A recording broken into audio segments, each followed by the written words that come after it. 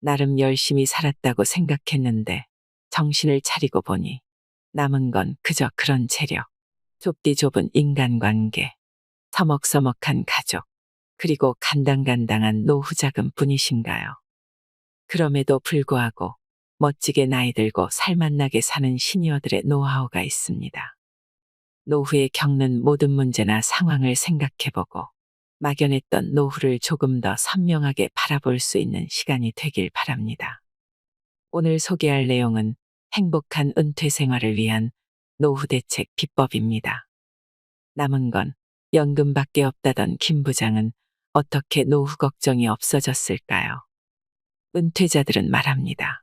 갑자기 망망대해에 표류하는 난민이 된 기분이라고 말이죠. 말이 좋아 인생 이모작이지. 어디 의지할 데 없는 막막함과 불안감에 잠이 안 올 지경이라고 말입니다. 우리보다 20, 30년 먼저 고령사회에 진입하고 은퇴를 10년 이상 일찍 맞이한 일본의 베이비 부모들이 입을 모아 얘기하는 말이 있습니다. 한마디로 인생관을 은퇴형으로 바꾸라는 것입니다. 즉, 은퇴 후 현실을 직시하고 그에 맞춰 관점을 바꿔야 행복한 노후를 보낼 수 있다는 것인데요. 그렇다면 구체적으로 무엇을 알고 어떤 관점으로 바라봐야 하는 걸까요? 오늘은 은퇴자들이 가슴 절절히 후회하는 것들과 비참한 노후를 피하기 위한 대처법에 관해 4가지 주제로 정리해 봤습니다. 영상 끝까지 보시고 도움받아 가셨으면 좋겠습니다. 우리가 은퇴하기 전에 알았다면 좋았을 것들. 퇴직하기 전에 미리 좀 해둘 걸. 조직사회에서 자유계약 선수로 풀려난 은퇴자라면 공감할 만한 문장입니다.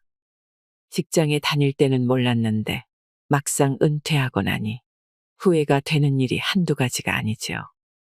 현역 시절에 미리 준비해 두었다면 얼마나 좋았을까 하는 아쉬움이 진하게 남을수록 늦은 때가 다가오는 것입니다. 55세에서 74세에 은퇴한 남녀 1000명에게 퇴직하고 나니 무엇이 가장 후회되는가? 다시 현역 시절로 돌아간다면 가장 해보고 싶은 것이 무엇인가? 질문해보면 먼저 건강 분야에서 후회막급 1위는 정기적으로 치아검진을 받을 걸 이었습니다. 이가 부실하면 먹는 즐거움은 반감됩니다. 먹는 즐거움이 없으면 그만큼 삶의 질도 떨어질 수밖에 없지요.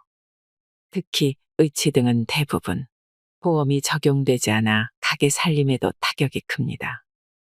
은퇴자들은 웬만큼 아프지 않는 치아는 방치하기 쉽지만 그 대가는 실로 크다고 말했습니다. 2위는 운동으로 체력을 길러둘 걸. 3위는 평소 많이 걸을 걸. 4위는 폭음 폭식하지 말 걸. 5위는 간식을 자제할 걸.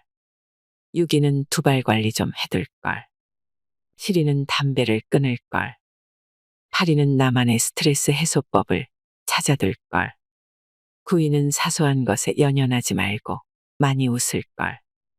10위는 규칙적인 생활을 할 걸이었습니다. 다음으로 돈과 관련한 분야에서 가장 많이 후회하는 것은 역시 저축이었습니다. 좀 더 많이 저축해둘 걸이라는 응답이 압도적으로 많았습니다. 응답자들은 연금만으로 그려가는 노후 생활은 상상 이상으로 힘들다고 입을 모았습니다. 정년 퇴직 후에도 매달 나가는 주택대출 잔금에 대한 은퇴자들의 후회도 그야말로 절절했습니다. 넉넉지 않은 살림의 대출 잔금 부담은 가히 치명적일 정도라는 것이지요. 자녀 교육비 지출에 대한 후회도 만만치 않았는데 자녀를 향한 재정 지원은 그 한계를 분명히 해둬야 한다고 은퇴 선배들은 당부했습니다. 돈과 생활 분야 후회 막급 톱10. 1위는 저축을 좀 더 많이 해둘 걸. 2위는 다양한 분야를 공부해 볼 걸. 3위는 가고 싶은 곳에 자주 여행할 걸. 4위는 연금 생활에 맞게 생활 규모를 줄여둘 걸. 5위는 퇴직 후에도 활용할 수 있는 자격증을 따둘 걸. 6위는 다양한 분야의 일, 직업에 도전해 볼 걸. 7위는 개인연금에 가입해 둘 걸. 8위는 건강할 때 주변에 불필요한 물건들을 정리해 둘 걸. 부인은 요리 등 집안일을 좀 더 배워둘 걸. 12는 퇴직 후 영어 생활을 위한 여유 자금을 마련해둘 걸이었습니다. 여가 생활 관련해서는 상당수가 평생 즐길 수 있는 취미를 가질 걸, 여행을 많이 할 걸이라는 후회를 꼽았는데요. 취미 생활이나 여행 등으로 충분히 여가를 즐기지 못한 데에 대한 아쉬움이 진하게 묻어났습니다. 공부에 대한 미련도 의외로 많았고 평생 일에만 얽매여 가족과 친구 등 인간관계에 소홀했던 점을 많이 후회한다는 것을 알 수 있었습니다. 일과 인간관계 분야 후회막급 톱10. 1위는 평생 즐길 수 있는 취미를 찾아둘 걸. 2위는 부모님과 자주 만나 얘기를 나눌 걸. 3위는 친구를 많이 사귀어둘 걸. 4위는 자녀와 많이 대화할 걸. 5위는 결혼에 대해 좀 더 신중히 결정할 걸. 6위는 지역 사람들과 자주 만나 교류해둘 걸. 7위는 회사 외에 매일 찾아갈 만한 곳을 만들어둘 걸. 8위는 부부간에 자주 대화할 걸. 9위는 일은 적당히 하고 좀 더 많이 놀 걸. 10위는 뜨거운 연애를 해볼 걸이었는데요. 이 리스트를 보면서 미처 생각지 못한 부분에 놀란 사람들이 꽤 있을 것입니다. 은퇴자들이 후회하는 것들을 잘 체크해보면 무엇을 노후 준비의 초석으로 삼아야 하는지 명확히 보이기 시작할 것입니다. 노후를 위협하는 6가지의 적을 제거하라. 노후 자금을 충분히 마련했다고 해도 행복한 노후를 위협하는 적이 예상치 못한 순간에 등장할 수 있습니다. 은퇴자들의 노후 생활을 힘들게 할 수 있는 잠재 위험 요소 6가지가 있는데요. 대부분의 사람들이 노후에 맞닥뜨릴 수 있는 것들이라 생각합니다. 이 잠재 위험 요소를 노후를 위협하는 6대 적이라 이름 붙여 정리해 보았습니다. 6대 위험 요인. 첫째는 연금의 감소입니다. 둘째는 주택 거래 불가능. 셋째는 의료비 증가. 넷째는 간병 비용 증가. 다섯째는 정년 연장 및 재취업. 여섯째는 무직자녀 케어입니다. 줄어드는 연금. 우리나라는 국민연금 고갈이나 감소에 대한 우려가 끊임없이 불거지고 있습니다. 앞으로 연금이 제대로 나올지 낙관할 수만은 없는 상황입니다. 연금을 더 걷어 현상 유지시키는 방법도 있지만 안아야 할 부담 증가보다 연금액 수령의 감소 쪽을 선택할 수도 있습니다. 특히 자영업자와 직장인의 연금 수령액 차이는 앞으로 더 벌어질 것이고 이는 세대 간 차이가 아니라 세대 내 차이도 커질 것이라는 의미이기도 합니다. 그 결과 자영업자의 연금 생활은 더 힘들어질 가능성이 높습니다.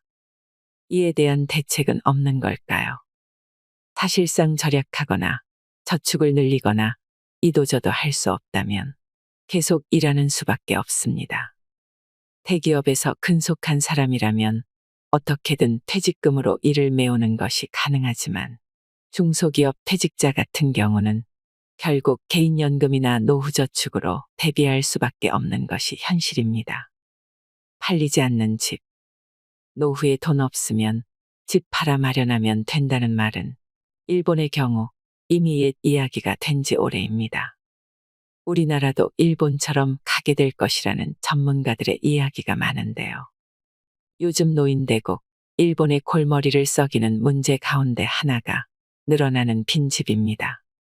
일본 전체 가구 수에서 빈집이 차지하는 비율이 전국 평균 13%를 넘어섰습니다. 대략 780만 채가 사람이 살지 않는 폐가라는 것입니다. 물론 빈집이 도시보다 농촌에 몰려있긴 하지만 도쿄 도심의 빈집 문제도 그냥 지나칠 수 없는 상황까지 와버렸습니다. 현재 일본 정부는 빈집 관리나 해체를 하는 기관에 지원금까지 주며 문제 해결을 위해 애쓰고 있는 실정입니다. 빈집 문제는 일본에서 부동산이 노후 자금으로 대체되는 시절이 끝났음을 방증합니다. 이런 상황에서 주택의 자산 가치는 계속해서 하락할 수밖에 없다고 부동산 전문가들은 확신하고 있습니다.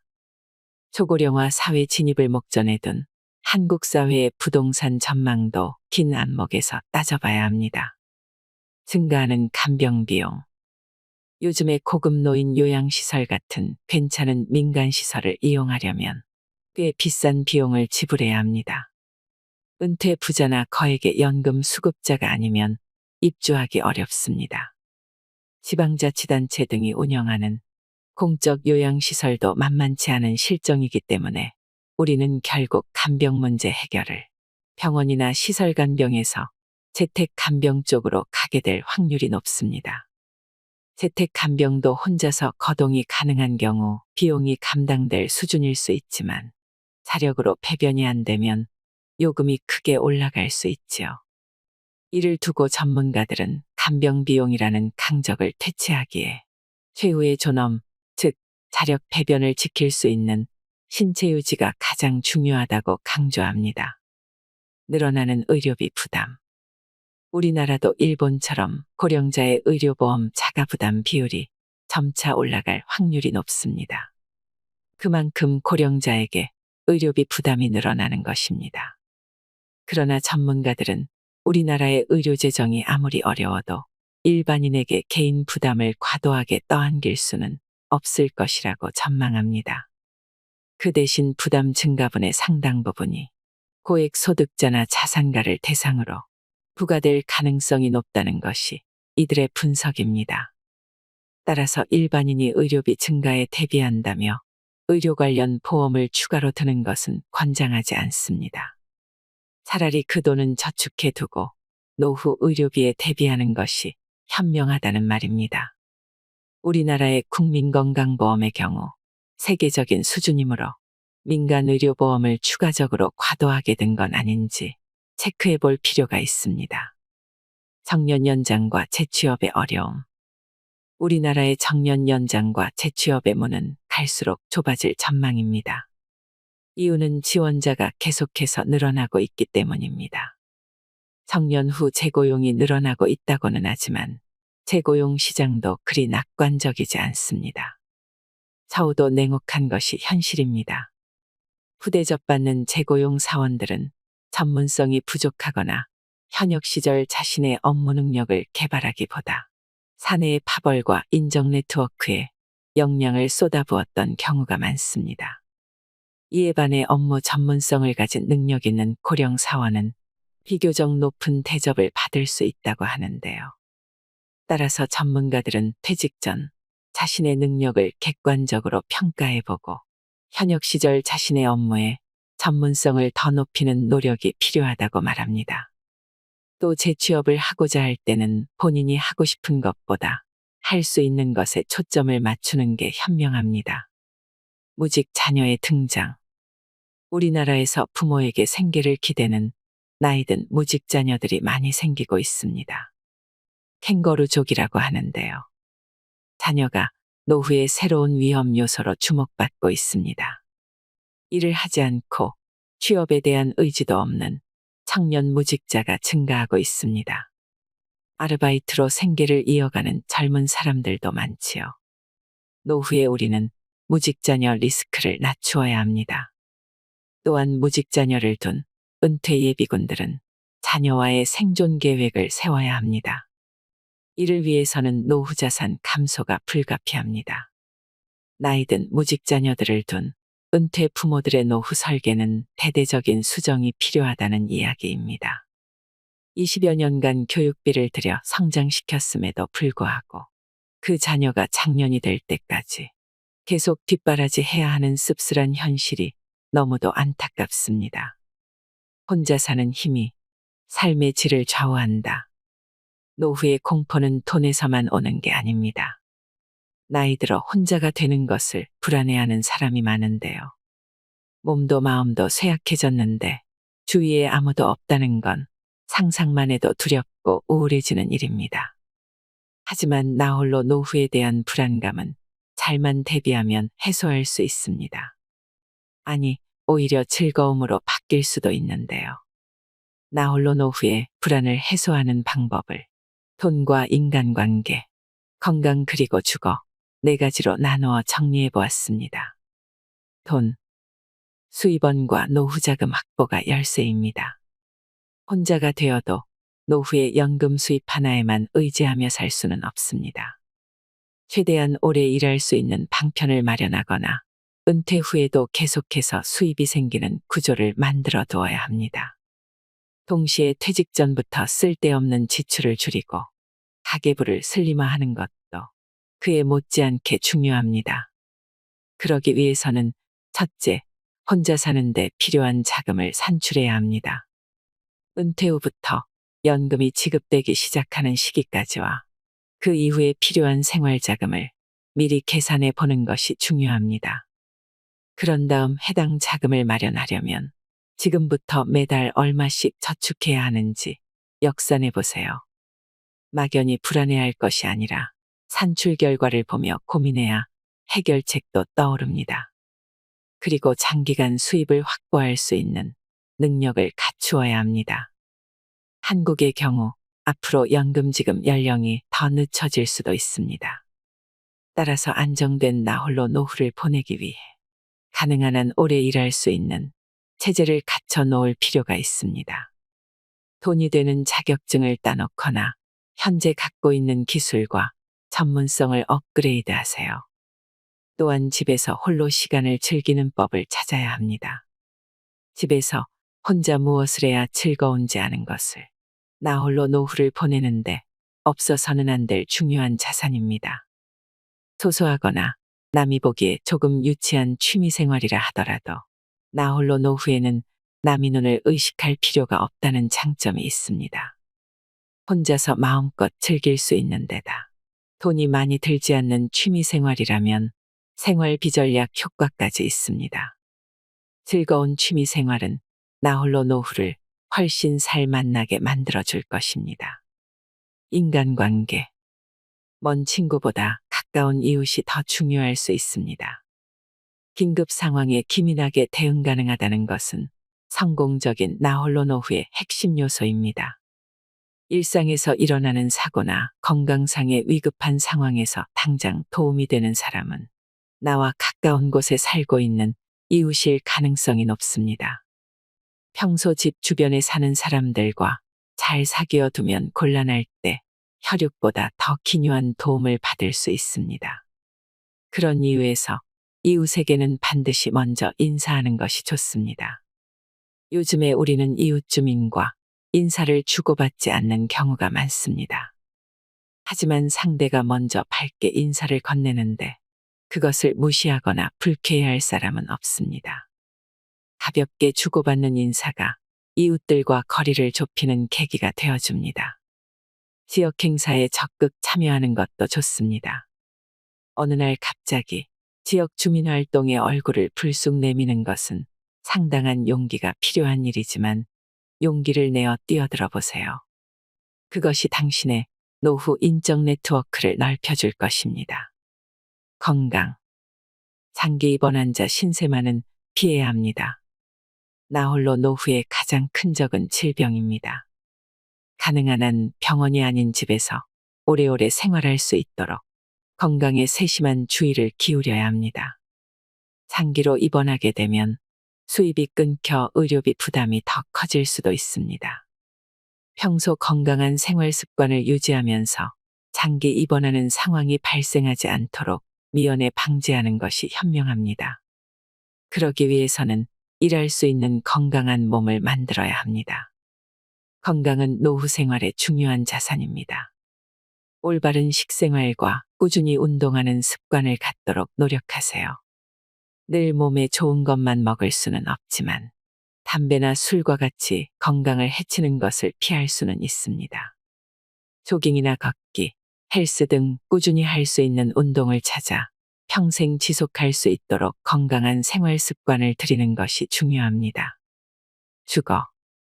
나홀로 노후를 사는 임차 생활자의 가장 큰 걱정거리는 주거지 확보입니다. 하지만 최근 무주택 고령자를 위한 공용주택이나 독거노인의 거주를 돕는 주택이 늘어나는 추세입니다. 무주택 고령자 거주용 주택은 앞으로 계속해서 확대될 것입니다. 집을 소유해야 한다며 너무 조바심을 낼 필요는 없다는 이야기입니다. 노후에는 라이프 스타일에 맞춰 주거지를 바꿔보는 것도 좋습니다. 집을 구할 때 무리해서라도 지하철역 주변처럼 교통 편의성이 좋은 곳을 선택하는 경우가 많습니다.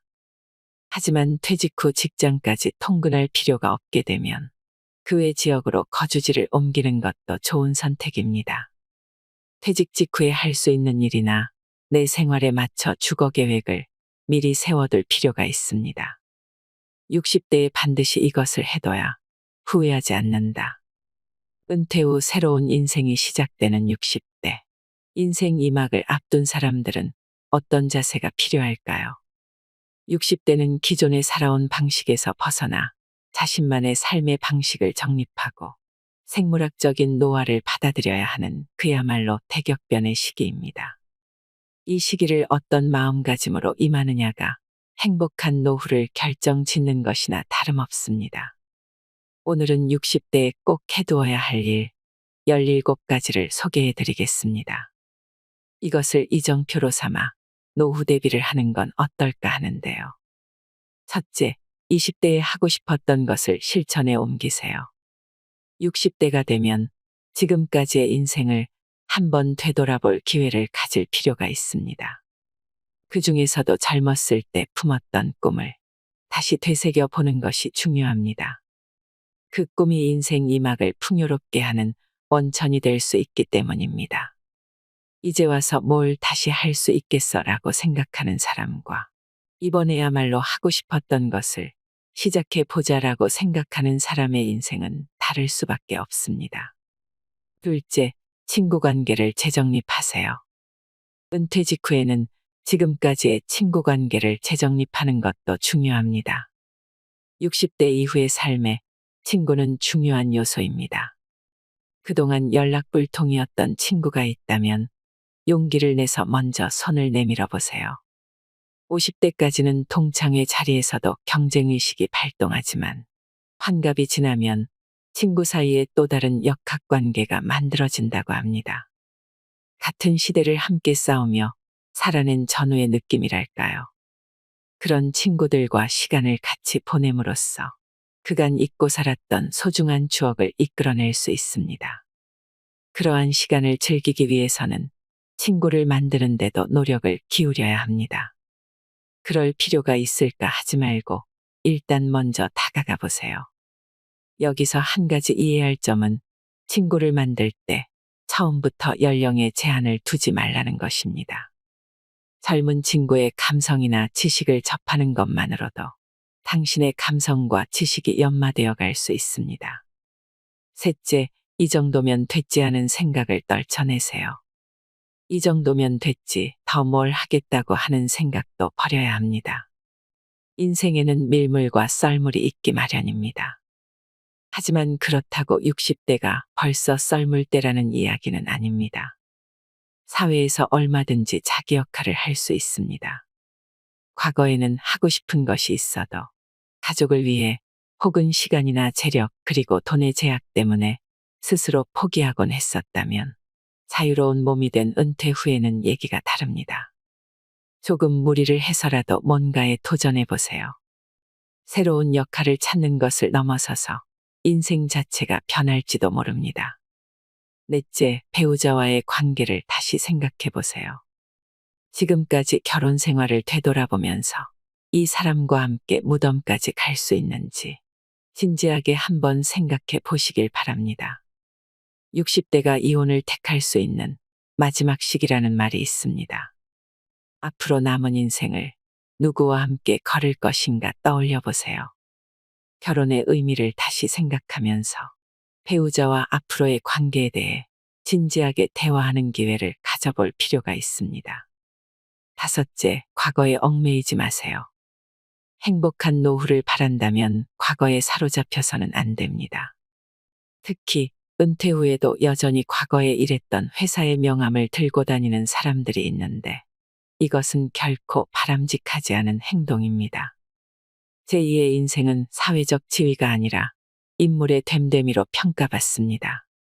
60대를 기점으로 자신의 인간성을 가다듬는 노력을 해보시길 바랍니다. 여섯째, 돈 때문에 너무 고민하지 마세요. 60대가 가장 고민하는 것 중 하나는 정기적인 수입이 없어지는 것입니다. 연금만이 유일한 수입원일 경우에는 당연히 돈 걱정이 많을 수밖에 없습니다. 그러나 이처럼 돈 걱정을 하기 시작하면 마음의 평정도 잃게 됩니다. 그런데 돈이 없으면 정말 삶이 힘들어질까요? 그건 또 한 번 생각해 볼 문제입니다. 돈이 없어도 기관을 비롯한 주변의 도움을 받아가며 살 수도 있습니다.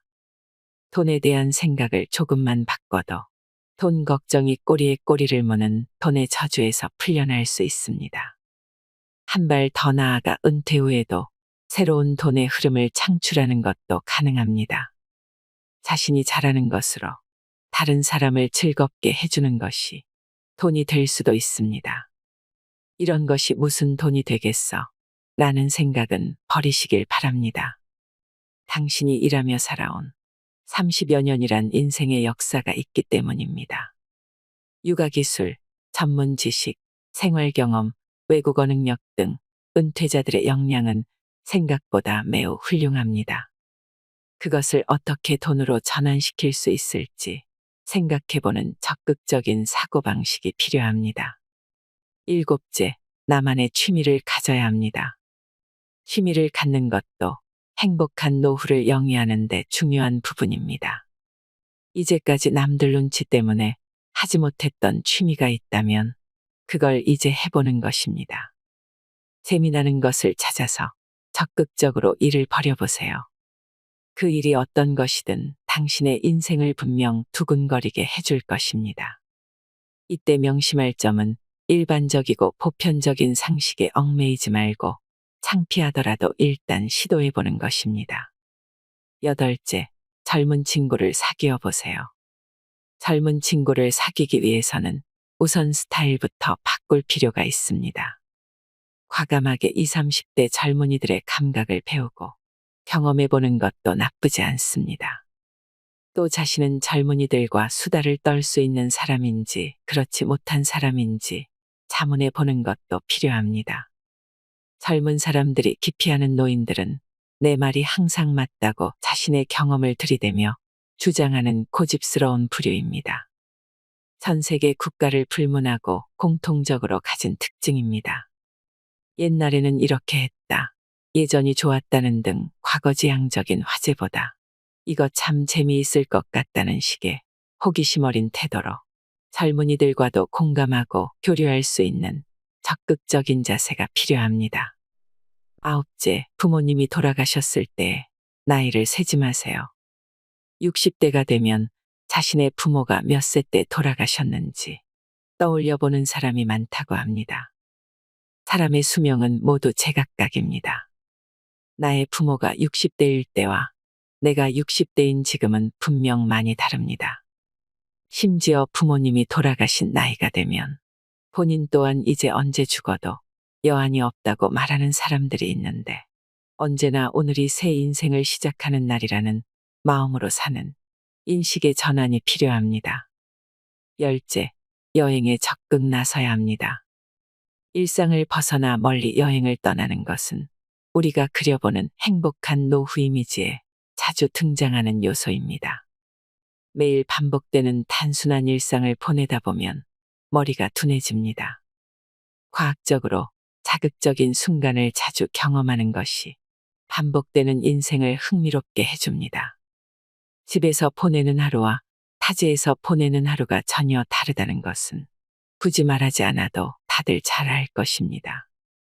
여행을 같이 할 사람이 꼭 필요한 것은 아닙니다. 나 홀로 여행도 추천할 만합니다. 냉정하게 봤을 때 60대는 건강상으로나 자금상으로나 인생을 살면서 모험을 할 수 있는 마지막 시기일지도 모른다는 것을 기억하시길 바랍니다. 나이가 들수록 우리는 조금 더 느긋하고 대범해져야 합니다. 그리고 멋지게 늙어가야 합니다. 삶의 마무리를 아름답게 하기 위해 가끔은 인생의 계획을 거꾸로 짜보는 것도 참 중요할 것 같습니다. 은퇴 후 우리에게 주어진 10만 시간 동안 막막해하고 불안해만 하기보다는 유쾌하게 풀어가는 지혜를 발휘해 보시길 바랍니다. 이상으로 인생의 품격이었습니다. 하루하루 당신의 품격이 더 빛나길 바랍니다.